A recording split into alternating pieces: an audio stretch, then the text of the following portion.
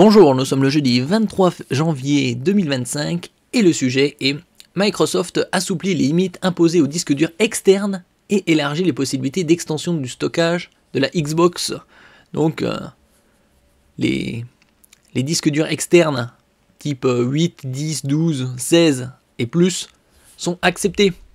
L'extension de l'espace du stockage de la Xbox est un dilemme pour les joueurs possédant de grandes bibliothèques, surtout que les jeux font pour certains plus de 100 gigaoctets.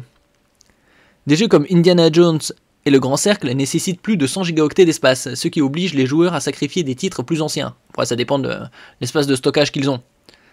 Les participants à l'anneau Alpha Skip Aid du programme Xbox Insider viennent de recevoir une bonne nouvelle. Malheureusement, les joueurs Xbox Series X nécessitent toujours une carte d'extension SSD onéreuse. Oui, c'est aux alentours de 240 €. Après, ça dépend les jours de promotion. Ça varie entre 230 et 280 € en ce qui concerne le 2 Teraoctets chez Western Digital. Chez Seagate, c'est un peu plus onéreux, c'est plus de 300, 350 voire 400 des fois. Néanmoins, ces joueurs peuvent désormais démarrer les jeux et applications de l'ancienne génération à partir de disques durs par USB de plus de 16 gigaoctets.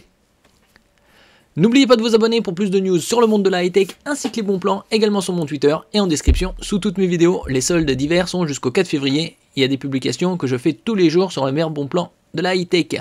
Ici par exemple, les disques durs 20 Teraoctets, Western Digital, 414 €. Il y a quelques semaines, quelques mois, c'était aux alentours de 314-325 €. Donc là, c'est pas le meilleur prix, mais ça reste très abordable au niveau du prix et de la capacité. C'est un bon rapport qualité-prix, capacité. En concurrence, il y a Seagate, 20 Teraoctets, une dizaine d'euros de moins, 404 €. Après, par exemple, en Western Digital, si on regarde 16 Teraoctets, c'est à 375, 18 392, 22, on est à 505, donc c'est déjà bien plus onéreux, et 24, on est à 585. Donc le meilleur parmi tout cela, ça reste le 20 Teraoctets, qui est pour l'instant à 415 €. Tandis qu'en Seagate, eux, à 18,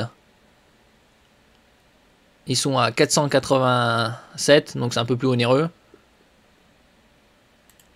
Et le 24, lui, il est à 603 €. Donc, le mieux étant le 20 Teraoctets, qui est à 404 €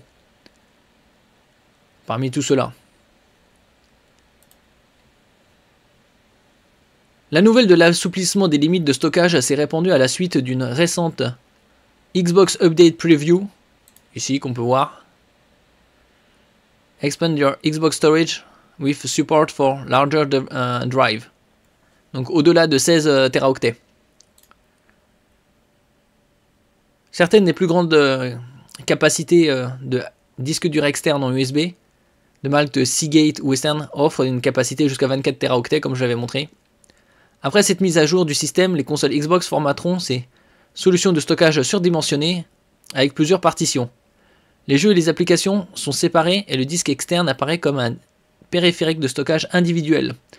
Les joueurs doivent reformater un disque dur externe Xbox existant pour bénéficier de cette fonctionnalité.